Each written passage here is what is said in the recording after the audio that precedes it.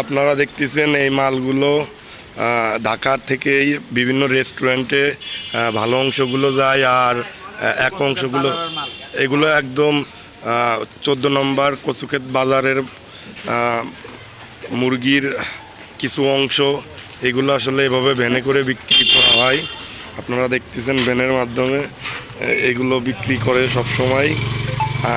এটা আসলে এটা 40 টাকা কেজি, এটা 60 টাকা কেজি, এটা হলো 120 টাকা কেজি গিলা কলিজা। এই আপনারা দেখলেন, খুবই ভালো, খুবই ভালো। এইভাবে প্রতিনিয়ত বিক্রি চলে। এই যে দাদু বিক্রি করে, ব্যবসায়ী মতিন খান ফাটাকেষ্ট, ঠিক আছে। এই এখন বিক্রি করে, এই হলো অবস্থা। তো দেখলেন আপনারা, আপনাদের সাথে নতুন একটা বিষয়ের পরিচিত করালাম। ভালো থাকবেন সবাই। আল্লাহ হাফেজ দাদু, আল্লাহ হাফেজ।